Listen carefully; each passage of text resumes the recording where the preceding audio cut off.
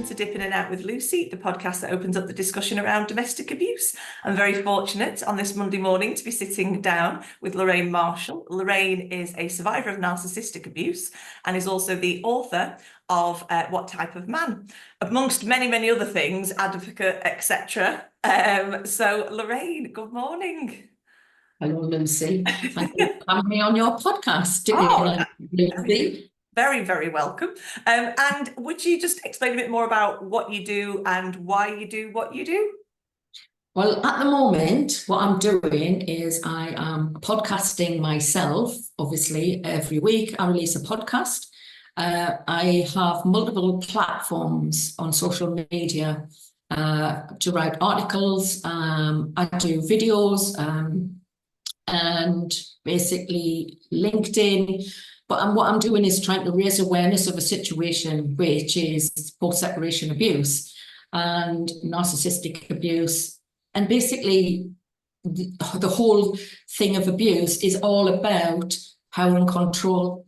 And so what I've been doing in the last 4 years is healing from the trauma that I have still got probably, and trying to uncover everything that's happened and then write about it. I've documented about it, and I'm just basically in the space of trying to work out what can I do next, and like where do I go next, because I haven't had a real chance to actually have any type of life because of the situation I've been in over 4 years. Yeah. And basically it all started back in 2020, and I was looking forward to the future and believing that at last he's making a commitment and we're going to be together in our retirement. And he said we're going to be secure because he told me he just put 100,000 away in his pension, and he had his other house in the UK, and this is a board paid for house. And so I had my house in the UK as well, and I'm all thinking everything's lovely and secure, and we're going to be together. And a strange thing happened. I think it was June of 2020. I'd been out for an art class, and I came back in, and he mustn't have heard me come through the door. So I walked through the kitchen and I walked through the living room, and I heard him talking, and he said some strange things. And I heard him say, Lorraine is very insecure.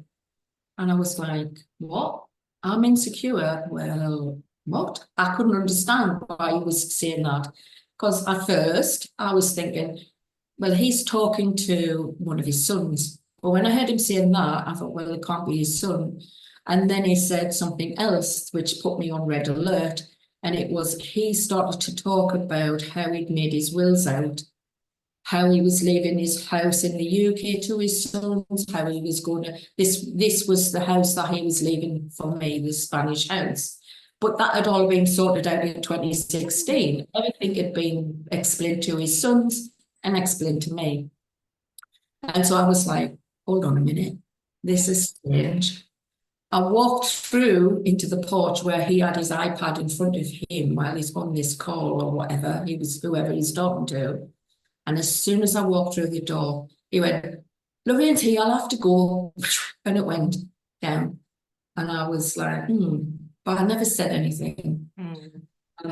When you're in a relationship where there's been any form of verbal aggression that basically shuts down conversations, then you get to a space where you don't say things because you know that you've been conditioned not to speak about things. And so you can't like say, well, who was that on this? Who were you just talking to then? You don't come out with it at that point because you think, best not say anything. And you walk out and away, and it goes around until you can decide on when you want to talk about it.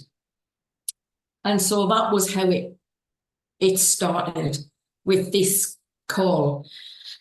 And then later, I'd plucked the courage up to say something, and we were sitting in the hot tub together, and it was a lovely evening, and we were like, had a couple of gin and tonics or whatever, and we sort of relaxing. So I did decide to pluck up the courage. And then I was told he'd found someone he knew from a long time back, and he was talking to this person through Facebook. And then the recollection that I had about what he used to talk with, oh, well, this was a girlfriend I had, this was a girlfriend I had, this was a girlfriend I had. And I remembered then that this person that he's just been supposedly speaking to was a girlfriend from the past that he'd lived with very briefly. So I still didn't sort of think anything more, and I didn't question anything about what I'd overheard about him speaking about. And so that was just like a little memory look. And then in July, the flights restriction was lifted, and then he flew out of Spain to go back to the UK. Now, it already, earlier in the year, it had planned to have a removal van, pack all the things, and then it would come out here with all our furniture, my belongings, his belongings from the house in the UK. So that got cut off because of the lockdown and the restrictions. So he returned in July, and then this removal van was booked again. And then in the middle of July, he sends photographs. This van's all packed. Look, it's going to be like Christmas when I get back. All the things that I've put here. And I was like, oh, that's nice, everything going along nicely. Then he was due to come back. He delayed a week. He said he was going to have a transformational coaching therapy session the weekend before he was due to arrive back and fly back. Yeah. And it's like, therapy session. He's never spoken anything about therapy sessions before, but anyway, he did this therapy session in the UK, and he flew back on the 25th of August. And then the next day was the 26th of August, and he wanted me all to myself. So any plans I had were dropped, and then we just sat and we spoke through all sorts of things about his transformation and all of the problems that had arisen from his childhood, the trauma he'd experienced, loads and loads of things. But at the same time, he then offered me that opportunity. He said, I could have this transformation coaching. He would be there for me. And he said, I can book flights. I'll book a hotel. I can hire a car, and I'll be there for you. We could go back and you can have this transformation coaching. And I'm blown away. I'm sitting there in this lounge and I'm thinking to myself, why? Yeah. Why? Hang on a minute, why? Yeah. And then I think I actually voiced why came out. Yeah. Well, he then said, so that you can have the success in business that you've always wanted. And I'm like, what? It's so strange for him to say something like that, right? Because my experience of wanting to have any type of success in business over the time period of, say, 2014 onwards, because I was already having my own business. I'd started a business in 2005 with a previous partner. Yeah. And we'd started that business, me and this partner. And in 2006, the December, my partner died. And so the business was very new. I was working full time at the time. So I had to move forward with my job full time, working at the local authority, and the business that we'd started. And it was pretty new then. Yeah. And basically all I'd done at the start of that business, didn't have a business plan, didn't even know how the business would run. We started a business with 5 houses and 2 landlords in student accommodation in the city where I was. Yeah. And all I'd basically done for my business plan was write on a piece of paper, double the business income in the first 3 months, double again in the next 3 months. So I was expecting the income to double and then double again within 6 months, so that it would be something more substantial, because our first income from that business with 2 properties was 500 a month. Wow. That was the income that we were making. Yeah. Then when my partner died, I was like, bit of grief, devastation, all of that. But I did continue. And eventually, when I look back, I did double the income in the first 3 months, and I did double the income again in the next 3 months. And it was like, hold on a minute. I am successful. Did I just do that, you know? And so from there, even with the ups and downs of business, I was doing quite well on my own with that business. Yeah. And I had that business until 2016, because I bought the house in 2015 and decided that the house was so big and it needed someone to be here. So I remained here with looking after the house and the property and everything. And so when I sold that business in 2016, I wanted to do something else. And I'd started looking at other things in 2014. I remember going to property meetings and trainings and speaking with other people who might be mentors and stuff like that. But then it was always something that he would knock me down or be critical of something, and it was really subtle that you couldn't notice it. I just thought, well, he's just being negative, and I would continue because of my positive sort of mind frame. I would think, oh, you know, and I'd just try and continue. But eventually I got to spaces where, oh, well, maybe, oh, you know, and you put stuff on the back burner and you do like not continue with things. So that's what happened.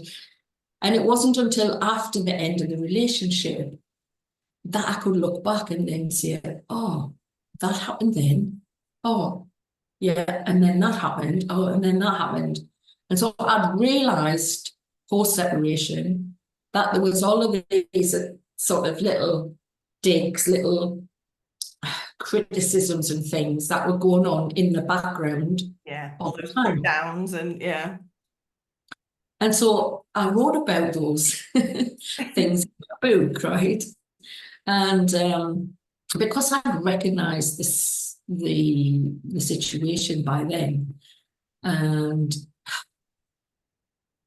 the actual post-separation period, after he'd come back and he'd said, I'll do all of this, it was the very next day, on the 27th of August, when we were entertaining some friends. And we'd had a lovely evening, food and drinks, and he'd said, come here, you know, sit on my knee and give me a kiss type of thing. We talked about planting trees outside and then future plans and everything. And so, you know, everything was seeming perfectly normal. Yeah. And then the guests had gone, tidied up, and then he suggests, let's have a nightcap. We can sit on the cozy seats out on the porch. So he makes the drinks, I tidy up, get my drink, I sit down on the seat. We're both sitting there, and he comes out with what I now call his 4-sentence discard speech. That's what it was. Wow. And it was a shock. A massive, massive shock. I mean, I can say exactly the words that he said at that point, the 4 sentences, because the first sentence put me in a spin straight away. It was, I've got something to tell you. The first sentence, right? Yeah. I'd heard that sentence before. I'd heard that sentence back in December of 2017. When he sat me down and said, I've got something to tell you. And so all straight away, it's like, bush. I'm like, oh, what's this? Because the last time he said that sentence, he put me in a space where I stood in the middle of this room here and screamed so loud. I actually damaged my throat afterwards, right? Yeah. Because of what he'd said to us at that point. So here he was again saying this sentence. The next sentence that came out was, I'm in love with another woman.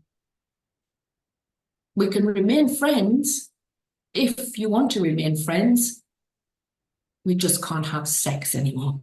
Because that's what a relationship is all about. Well, Top bottom, that's it, isn't it? There's nothing else in between. No respect, trust, etc. No, a relationship's just about sex. Wow. yeah. So Wow. that was 4 sentences. Wow. Oh my God. And then my reaction wasn't the same as the last time, because I don't know, there was this intuitive thoughts that came straight in, not to react, Yeah. not to be angry in front of him, Yeah. not to beg, not to plead, not to cry, no emotions. But I didn't understand why that happened. It was like divine intervention, if you like. Yeah.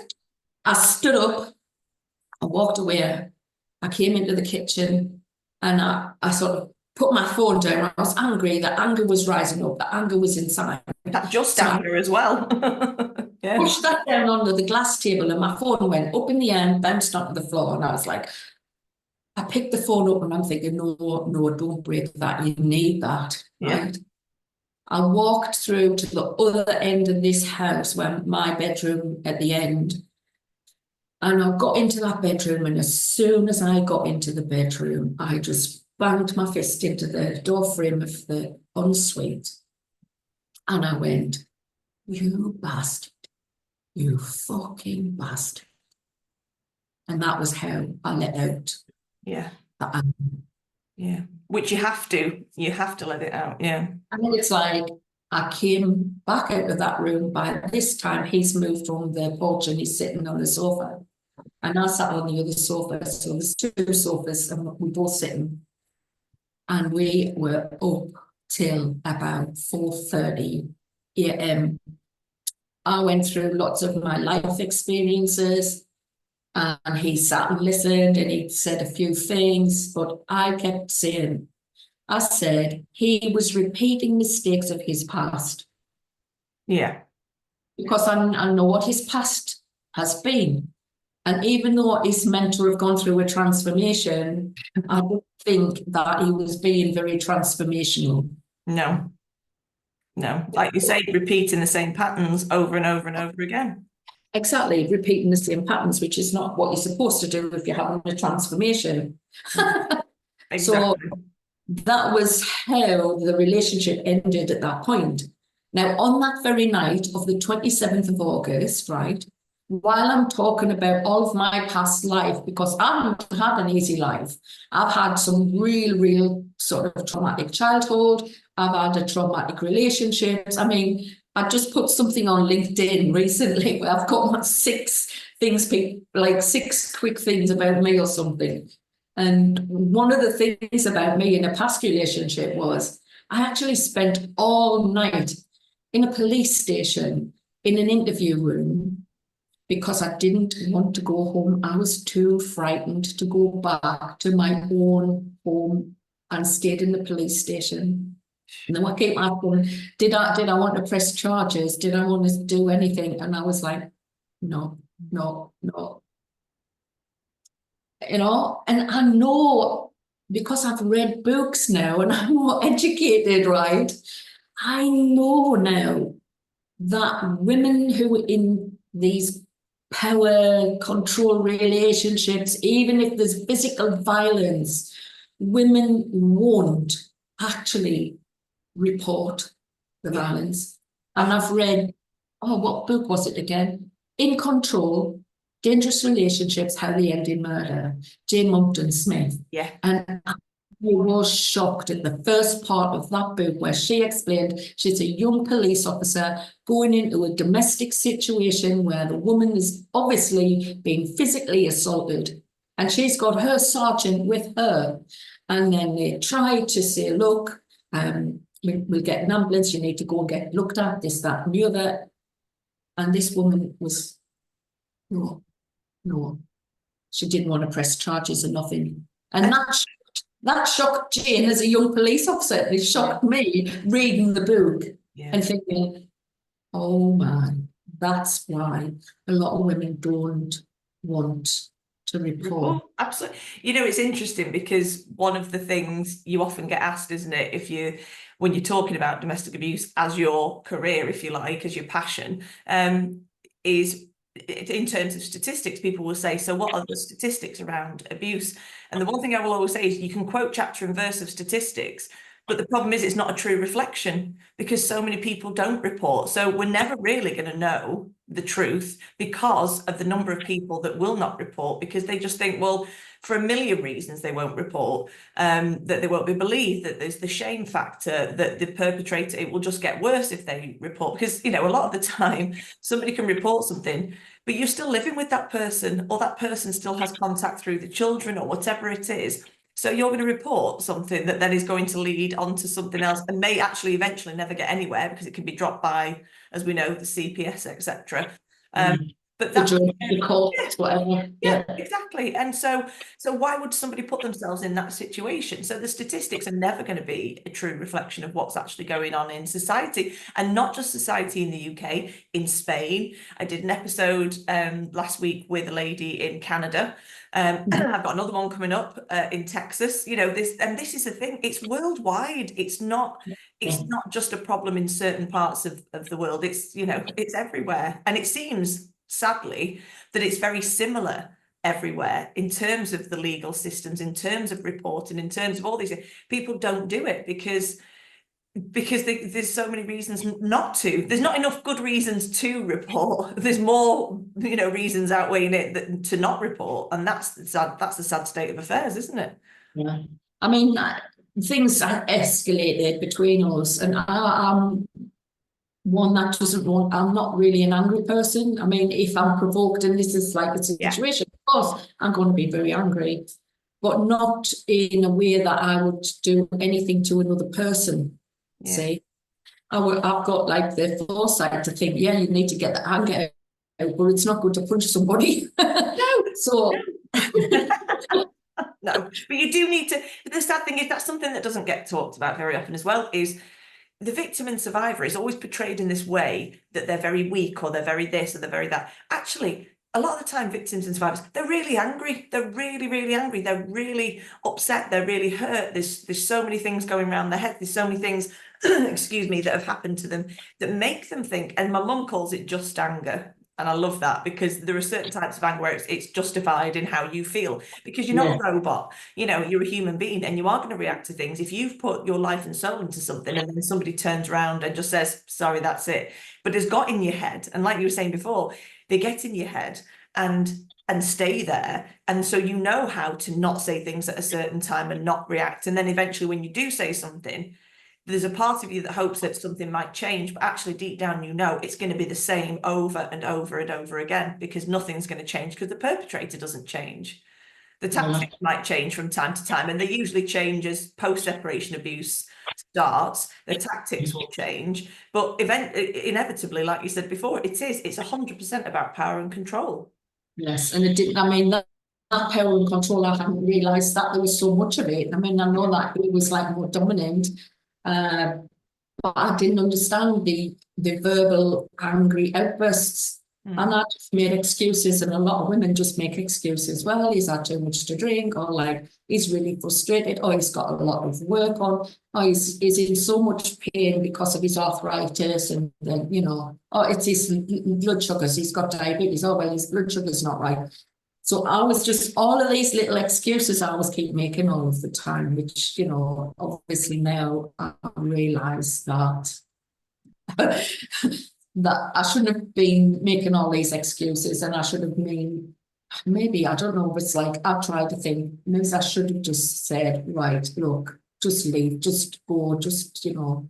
But the thing that happens is, when you were talking about how many women don't report, women become entrapped. And this is part of what Jane Moulton Smith was saying, because you get into the relationship, and even if you were dependent and financially secure in yourself, it's to start with, and you had your own career or whatever, you can end up dependent on that other person.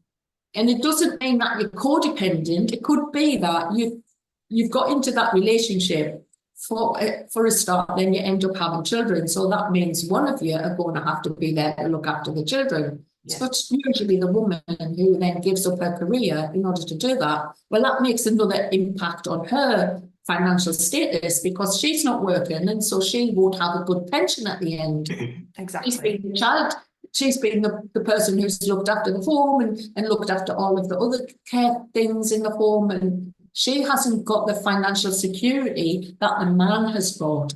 But that's totally ignored in all of the legal situations that we go through. It's totally ignored. For example, with me, when I got divorced, I did my own divorce. I didn't instruct a lawyer or anything. I thought it's pretty straightforward and simple. So I just, filled in the forms and everything, sent them off. He had a solicitor, I didn't. I didn't get any settlement. I didn't get any, what do you call it for children, where you get paid? Oh yeah, the maintenance. Didn't have any of that. He wasn't working. He had been a student, getting a degree. I'd also done Open University and got my degree, and then I found a full-time job. So I was in a position where I was away from him. We were separated but not divorced, and I had ended up buying back the house that was our property, and I was living in the home, but it was in my name only now. And so we were going through the divorce. And I thought it was pretty straightforward, just nothing to sort out. And so that's why there was no maintenance payments, nothing. My children at school and stuff like that. Yeah. So that was the divorce. The second time, I never got married. I was with a man for like 11 years, right? And like I said, we started a business together. And then he died, like really suddenly. Well, how long was it? A year? 18 months into the business, he died.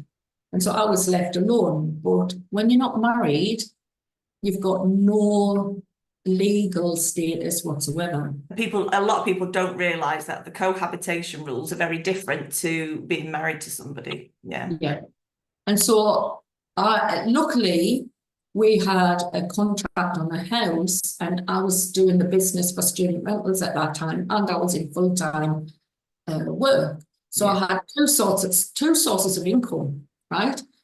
And yes, you're in a situation of grief. But when I turned up to go to work, my employers realized I would be in a situation of grief. And I was told that I didn't have to work all of the hours. So they said, we give you a staged return so that you would have like a day or 2 days a week, then 3 days a week, then 4, and then get back to your normal working routine. Build up to it, yeah. And build up to it, right? So my employers recognized that I would be in grief because I've just lost my partner. And so I wasn't in a situation where I lost my partner, I had no income whatsoever, and I was now threatened with being made homeless. I wasn't in that situation when my partner died. Yeah. The third relationship, which is the last one I've written a book on, was the one where we weren't married. I didn't have my name on the property, and I wasn't working because my business was sold. I had a little bit of money in the bank, no income whatsoever. And he was expecting that within just a few weeks, I would be out of this house because he set the rules, he set the deadline. Yeah. In a 26-minute long verbal onslaught, which was recorded because I had the foresight to ask, can we record this meeting? And he agreed. So we sat in that room there with my mobile phone on the table so we could record what we were supposedly going to discuss like adults, right? There was no discussion because I started that meeting with saying, if you just hold on a minute, I'll open my iPad and could find the email that I've sent with the proposals that I've made. And he shut this down because he just went, wait a minute, I don't think you've understood, or maybe I haven't made myself clear, but I want to tell you what I want and what I need. And so I'm sitting there going, so I couldn't even open the email and I couldn't discuss anything.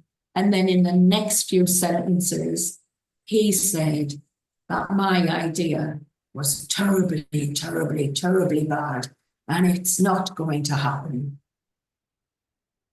And I was left thinking, I was sitting there shrinking, and I'm like, what the heck? Why is he behaving like this? I mean, I'd made an email of financial proposal because he'd given me his deal-in letter, spell out all of the different things he was prepared to do, money-wise and stuff like that. I mean, but looking at that letter didn't help because there was so much open-endedness. It was ridiculous. It was because he'd put, well, I know that you want you've to move on quickly. I've never said anything about wanting to move on quickly. He was moving on quickly, not me. I was totally in grief. And so in this letter, it was like, well, I've realised that you've said you want to move on quickly, and so I can rent you a house, and this, that, and you can have any of the furniture out of the house, and, you know, find yourself while the house is up for sale. And I'm thinking, hold on a minute. Why does he want to rent another house when we've got this house here? Out in the first place, yeah. Which doesn't like make sense. And then how much rent would he pay and for how long? Because that wasn't stipulated either. So there was lots of open-ended things that need to be discussed. Besides, why would I want to move out when I'm already living here? It's your home. It's your home. Exactly. And this is what it said from the start when we moved in here. It was like, this is our first home together, because I had a house in the UK, which was meant to be my pension. And he had his house in the UK, which, you know, was our financial security moving ahead. But since everything that's happened, I've actually lost my house because I had to sell. After the eviction, when my free public lawyer had said the judge will order your eviction, that was all. She kept on telling us that the judge's going to order your eviction. No help whatsoever. Even though I told her about all of the different abuse and everything that had happened, and she just wrote back, I'm sorry for your experience, but this your is experience. I mean, and this is with the language barrier of being in Spain as well. There's all that to contend with. Oh yeah. I mean, I'm sorry. It was ridiculous. Wow. Jeez. I'm sorry for the experience. I said, but this is a civil court. This is this.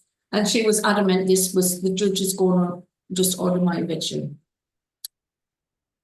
This is ridiculous, but the month before the court hearing in the mayor, my solicitor lawyer said I should go to social services. I need a vulnerability report, so that, because she knew I didn't have any income. In fact, by then in 2022, I had my bank account had gone overdrawn and I had nothing left. It was in the red. So she's telling me I need to go to social services. And I'm thinking, do I need to go to social services? And all of a sudden I remembered the victim office when they called me after the gender violence case had been dismissed. They said you need to get in touch with social services, and I hadn't done. And I thought, oh, well, I might just go down. Yeah. And I went into social services. You didn't need any appointment. You got like a slip of paper from the local council. So I went with this slip of paper, goes in, waits for a few minutes, and then you get a little ticket like you waiting at the cheese. if only you got to buy cheese. And so I mean, I'm going into this room with social services. So I get my phone out and I'm saying, I'm here. I need to get a vulnerability report. And it was so ridiculous. The woman had said, she was saying, no, you can't get a vulnerability report. It's the lawyer has to ask for this. And I sat there with my arms folded. I'm not leaving this office till I get an answer. I says, phone the lawyer. She told me to come here. And you get more and more angry and more re-traumatized the situation. It's frustrating as well, isn't it? It's frustrating because you're dealing with all the emotional things. You're trying to deal with all the financial things. There's so many things going on that you do get frustrated. And when people are not listening and are not helping, what are you going to do? You're going to blow your top and just go, no one's listening to me. Will you just listen to me? Yeah. This is what happened. So I'm sat there, and then she walks out, the social worker walks out, and she comes back in with like a guy who has wrote on these 2 yellow sticky notes in English. So he puts these down in front of us, splattered them down in front of us on this desk. So I actually kept the sticky notes, and it's got here this is the thing I've got here. Oh yeah. With the yellow sticky notes and the little pass that I've had to go to social services. So it says on the sticky notes, the report must be requested directly by your lawyer from the court. And then the second one says, and the court asks social services.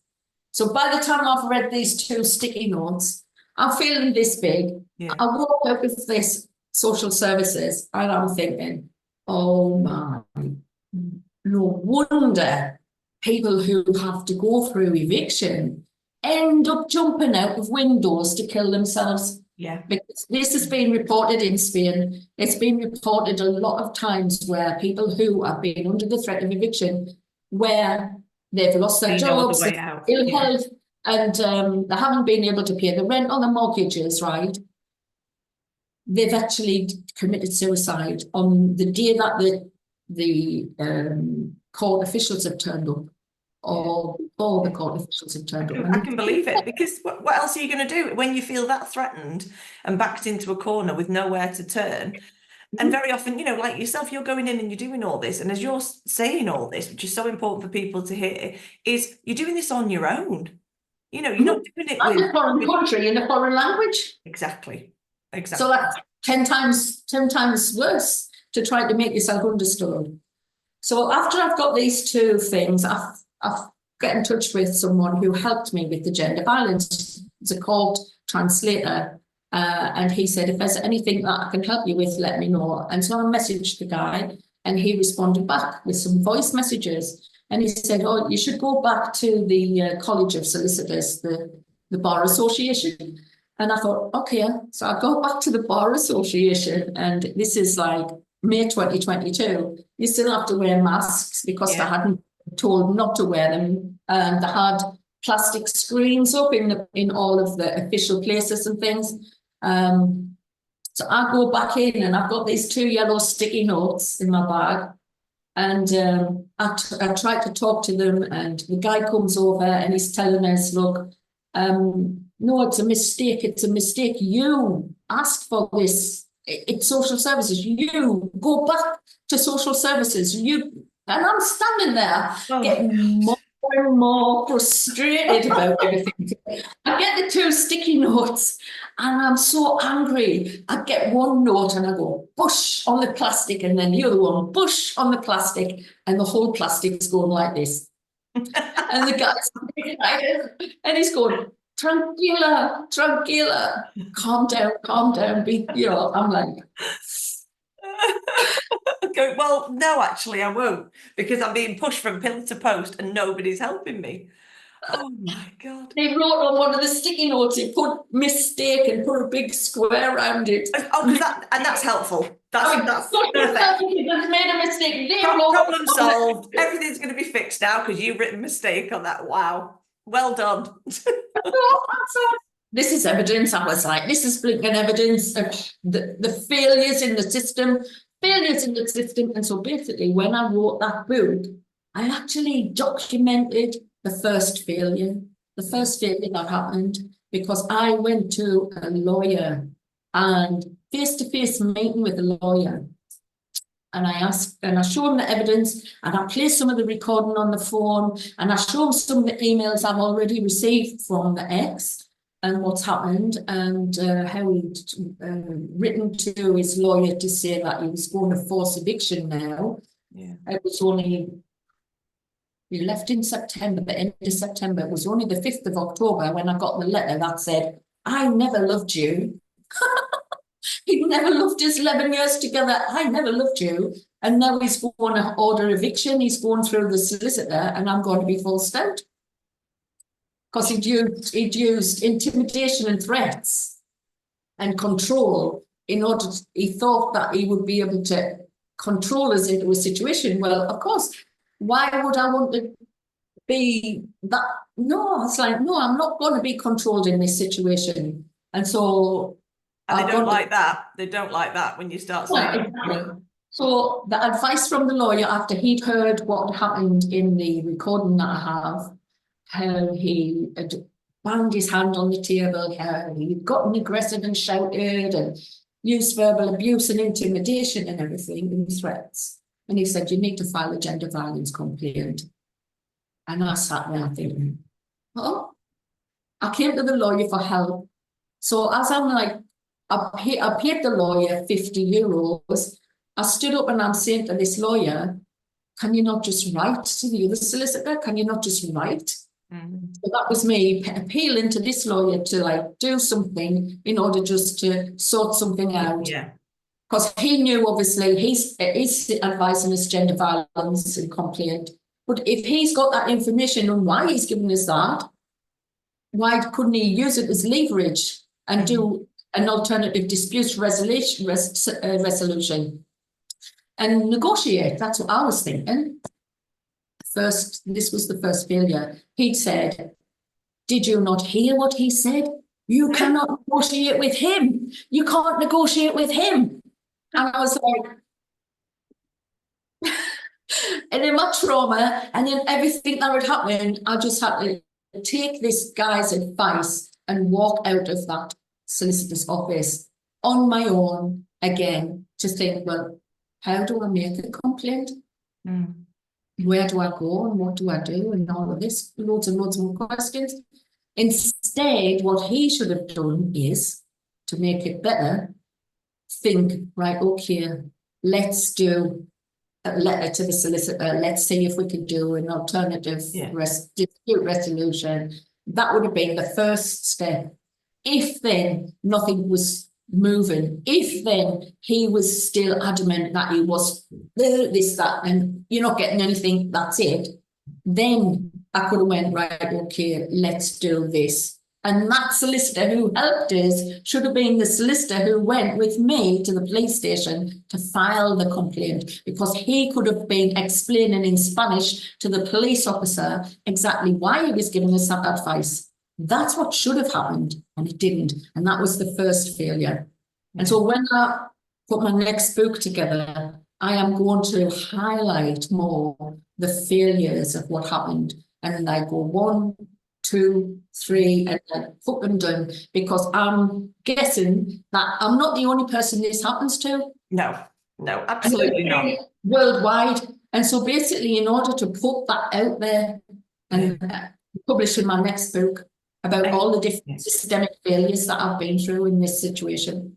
And that's the sad thing, is it is the systemic failures, and it is how they're not joined up. They don't deal with situations as they should do. They don't have all the facts, and they certainly, I think so much of the time, they just don't want to know, because they know it's opening a can of worms, and they know it's going to be quite involved and intricate, and there's going to be so many things to discuss and deliberate and all the rest, and they just don't want to know. They just want you to go away. That's really deep down what they want to happen, is just go away and take your problems with you. We're not interested.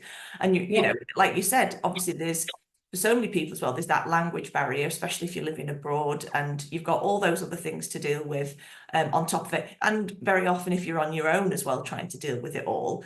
And all of this from something that you never asked for in the first place. You know, that's to me is always the sad sort of irony of it all, is you didn't ask for any of it, and yet it's still going on and on and on. And very often people talk about post-separation abuse and how it's to do with the link with the children. You know, that's what's going to go on for a long time. But in your case, there aren't any children, there wasn't any marriage, but there's still the post-separation abuse continuing because of the financial aspect.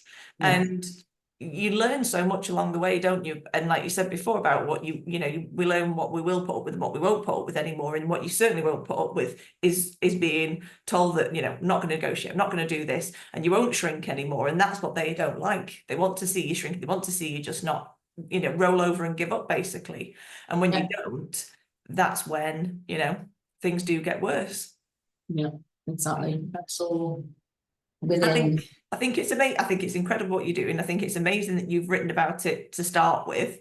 And as you say, if you're highlighting the failures within the systems, So many people will be able to relate to that, and they will be able to relate because there's so many people involved. One of the things that I think is important that I did actually highlight in the first book was the how the UK, well, it's not even the UK, England and Wales do not recognise cohabiting relationships. Because while I was actually, just before I was publishing the book, and I know that there was the debate that went on in the UK with the equality, women's equality in the government. They were talking again, and I think it's Resolute, I think is the law firm that were particularly strong on saying it should be changed. I actually researched that to write about in my book, and from, I think it was 2007, that had looked at the situation and knew it wasn't equitable in 2007, right? And so I found out that they'd done this whole report and how people answered in the questionnaires that they'd sent out, saying, do you think there should be a similar law? And people were shocked to think, well, I thought there was. Yeah. People thought, well, I thought there is, and there isn't equitable. But Scotland changed their law, right? So if you live in Scotland, there is some form of thing for cohabiting relationships. Yeah, they have. I think it's Australia who also have the cohabiting relationship thing. And Spain, they have a situation where you can register living together with the town hall, but you've got to be, both of you have to be divorced. You've got to prove that you've had a relationship living together and everything. Yeah. But in situations of a power and control dynamic, if a woman would to raise, well, let's get this certificate now, because we're living together here in Spain. Yeah. Would he say yes or no? Because in my situation, I think he probably would have been a no. We don't need that. Yeah. Or there'd be some excuses. Yeah. You don't excuses. Yeah. Keep tying you up in knots and going, oh yeah, later, we'll do it, and then never do it. And that's the thing, to keep you on the hook and keep you doing as you're told. And that's the awful thing. So are you working on the next book at the moment? I've started, I've got 5 chapters written, so I've made a list of chapter names so I can like go back. But all the way through, I've been documenting things, and I have like a notebook that I've put things in. So I can like recall events and like look up real emails I've sent and things like that, you know, so I know the dates of when things happened, and I can explain the situations better when I'm actually write out the book. Yeah. So the other thing I always think as well is when people are doing things like this, what society doesn't realise is you're constantly going back over all the things that have happened, and it's constantly re-traumatizing because you have to think of all these things. So whether it's going through the court system, whether it's going through social services, whatever it is, you're having to keep going back and you know, like you say, going through the evidence that you have and being able to and then you're having to remember it all over and over and over again, and that in itself is exhausting. It is. Yeah. Sometimes I'm fine with everything and I'm calm, and everything's just flowing through and I'm okay. But then something, well, I have to write some situation, or I get another email from the court or something happens, and then it's back again. Yeah. And you're like, in your head, and you're like, oh no, not again, and not, you know.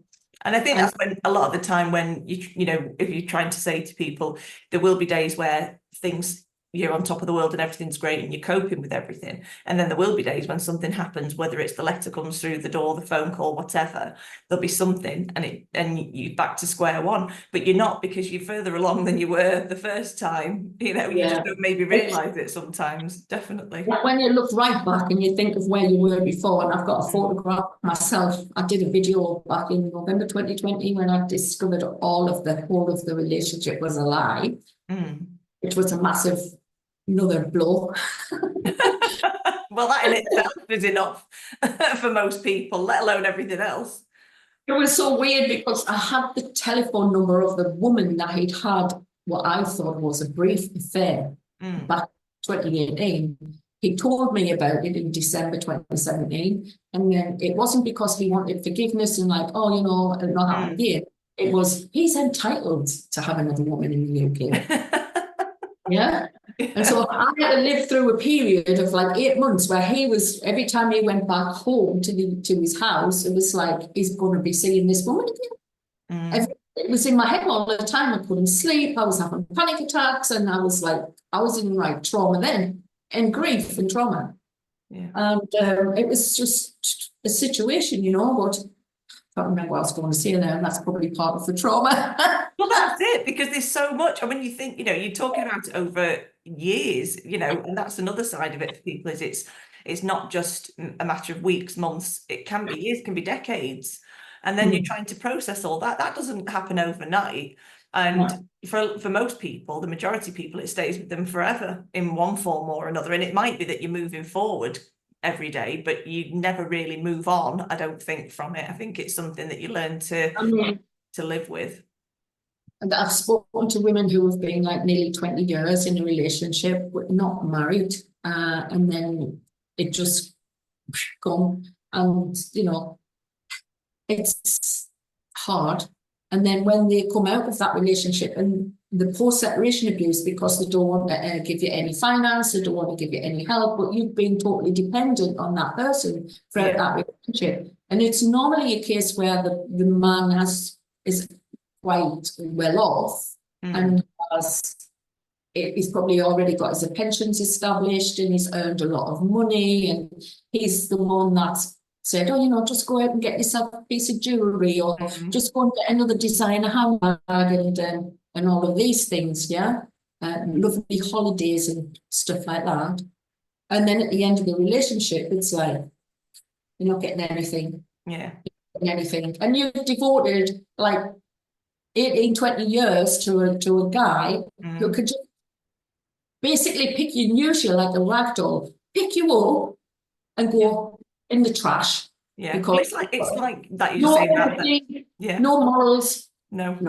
And it's like the designer handbag or the jewelry, just a piece of property, you're just a thing, rather than actually being treated, because that's the thing, perpetrators don't know how to treat people like human beings, because they don't. Everybody to them is somebody they can manipulate, or somebody that they can control into doing what they want to do. So it is very much, and I think that's another thing that's very hard for victims and survivors to think about, is the fact that they aren't treated as a human being, that actually they may have been treating the perpetrator like a human being, because that's what most normal people would do, but unfortunately the perpetrator just sees everybody as somebody that they can manipulate, and I always say that it's like pawns in a chess game, isn't it? They'll just move people around into whatever situation to benefit themselves. I realised that situation that you were just talking about, because one of the designs I created in my t-shirts merch on Amazon was not a possession, not a plaything. I'm a person. Yes. Yeah. That's one of that. And the other one was enough is enough. It's under our like narcissist aware collection. Enough is enough. Boundaries begin here was one. Yeah. That's a good one. And then one of the other ones is narcissists destroy lives. And I've got all these little hearts floating up. And the domestic abuse ribbon goes, and it's got the domestic abuse ribbon and heart, and then it's got narcissists destroy lives and all these little hearts floating up on the t-shirt. Oh, I love that. That's brilliant. Well, I need to be able to put all these links in at the end of the episode, so we'll get all those links on, and for the book as well, so if people want to find it, then they can do. But yeah, I have to say, I mean, I hate saying I've enjoyed the episodes, because I feel you shouldn't enjoy talking about abuse, but what I enjoy is the fact that people feel comfortable enough to talk about things, and that's what it's all about, and that's all we're trying to do, is raise that awareness that it does happen to so many people. It happens all over the world. It doesn't matter where you are, you can't escape it. It is there. But thank you so much. Thank you. It's been amazing. It gives me an opportunity now to like raise awareness, like I said, because knowing is one thing, but talking about it and raising awareness is the other thing that I'm passionate about. Yeah, absolutely. And yeah, I think you'll just keep going, and then you'll have to tell us when you do the next book. Yes. Definitely.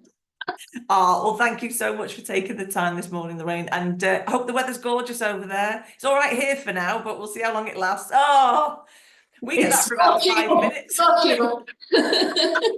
We have about 5 minutes of that, then it's back to autumn. Oh, thank you. Thank you so much.